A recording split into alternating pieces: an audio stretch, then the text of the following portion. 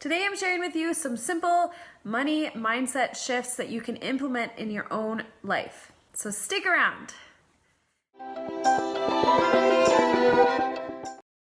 Hey everyone, welcome to A Mom for Every Season.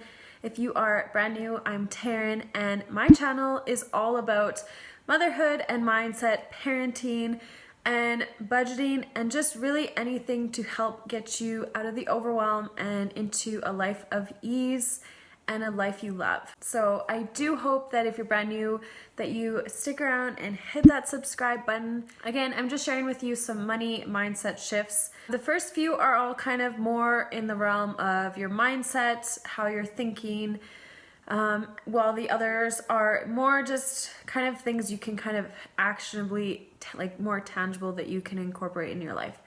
So stick around to the end to hear all of them. Shift number one is gratitude. So you can even start a little gratitude journal, some sort of daily gratitude practice that you're gonna train your brain to look for the positive and look for the abundance that you already have. I've come a long way in thinking that I need this or I need that or I need that. But when you come from a state of like I'm already abundant. I'm abundant. You don't just need abundance in money, in terms of money. There's lots of ways to be abundant. You can be abundant in love. You can be abundant in positive thinking. You can be abundant in having family support around you. Like there's so many ways that you are already abundant in your life, and just implementing a little bit of gratitude behind that will help train and rewire your brain to think that way, so that you aren't coming from a place of scarcity and lack, that you're coming from that abundant mindset and positive mindset. I like using a gratitude journal where I will just write down, and I don't really stick to a certain amount of things. I just stick to whatever I'm feeling that day. Some days I write down 3 things. Some days I write down like a full page and it's like 10 or 12. So really, I don't try and force it. And I find when I'm practicing gratitude, like you can really, it can become kind of cliche and like, I guess it can come, what's the word I'm looking for? I guess, yeah, just cliche, whereas, you can think of like, oh, I'm so grateful, you already know, like, I'm so grateful for my refrigerator, or I'm so grateful for the money in my bank account. Oh, I'm so grateful for, like, it can go on and on.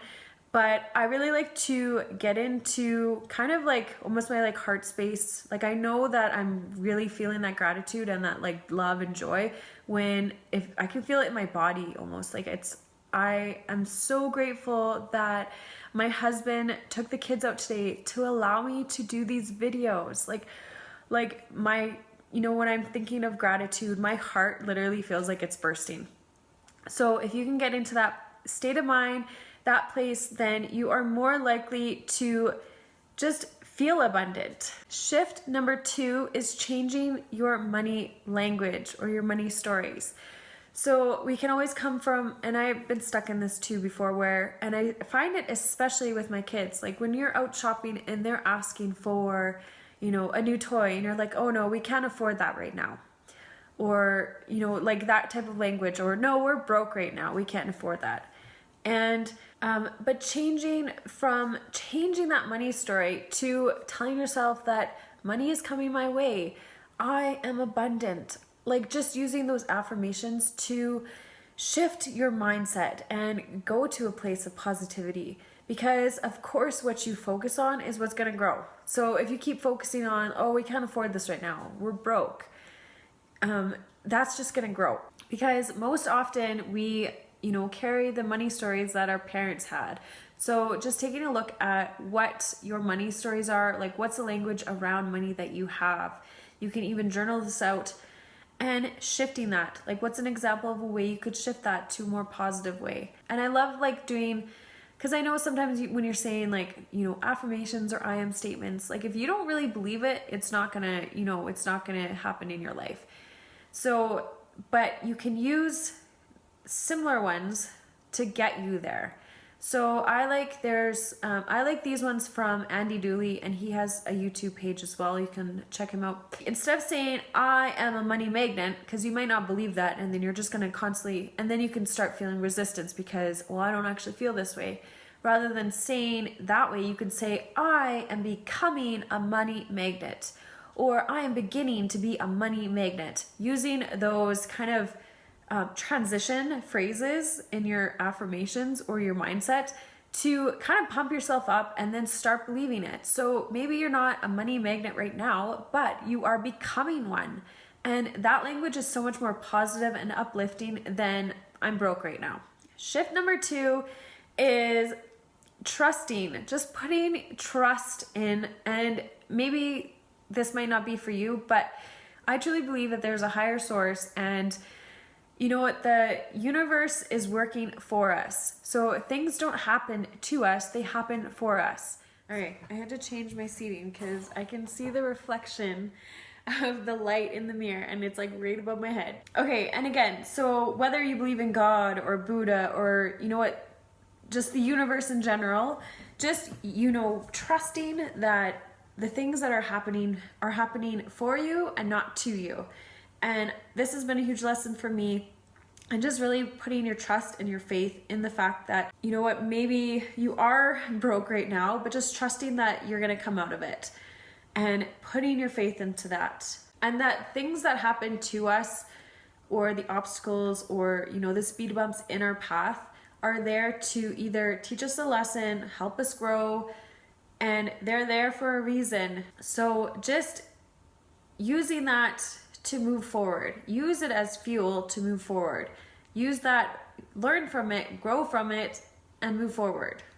Shift number 4, and this is if you are trying to pay off debt, or you are broke, rather than tracking. So for instance, if you have a lot of debt, rather than saying, oh, like I have so much of this to pay off, this is how much needs to come off this credit, you know, like, and it can feel overwhelming and, you know, sometimes burdensome, I can't talk, to have that debt over your head. But shift number 4 is just tracking your tracking your net worth, or even using a debt tracker. Because I have a little rainbow one that I'm filling in, and it excites me every time I pay down debt. Paying down debt can be really boring.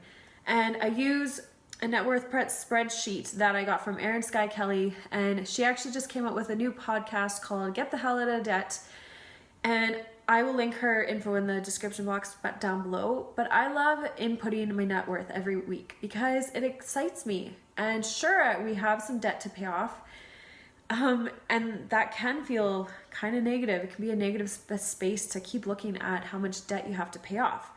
But the net worth spreadsheet allows me to say, like, wow, like our net worth is growing actually. So you just put in all your numbers, it calculates it for you, and then you get to track it. You get to say, like, wow, my net worth is growing. Sure, I have this much debt to pay off, and that can feel like a big chunk, but my net worth is actually growing, and that's exciting. Shift number 5 is to get rid of emotional spending, because most likely if you are in debt or you're broke, you have most likely spent, you know, money on items that you either are using to distract yourself or feel like you have some self-worth. And really everyone at some point, I'm sure in their life, has emotional spent. Some people like to shop, or some people, you know, need a fancy car or play expensive games, right? Like, if it's not living within your means, then it's most likely emotional spending. And you can look around and say, exactly, you can compare to other people, like, oh, they have like such a fancy house or a nice car. But guess what? They most likely are in debt too. Is the worst part. Like, not everyone's talking about, you know, I have this much debt.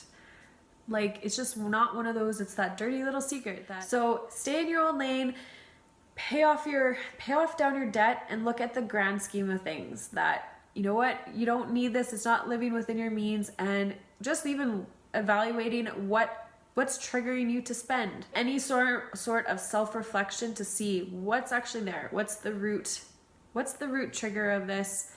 Tip number 6 is delay gratification. Again, it kind of goes with this whole emotional spending. Try implementing, maybe you take you know what, if you really want an item, maybe say, okay, well, I need to give myself a week and really think about this. And if at the end of 7 days, I really think I need this and it will be useful in my life, but then maybe get it. But really, if you truly don't need it and it's something that, you know, you're either triggered or, you know, you want to fill some sort of need, and then just taking that time, evaluating, is this, you know, I want this because it's making me feel better or feeling like I have more self-worth. Or I've also heard of doing a wants list, writing down like stuff that maybe putting on a wants list and working towards those things, you know, at a time rather than, you know, just spending money willy-nilly. And the more you work that muscle, the more, you know, it'll become easier as well. So I hope you found these tips and shifts helpful. If you did, make sure to give this video a like. And again, if you're brand new, I would love for you to stick around and hit that subscribe button. Okay, and that is it for now. Bye for now.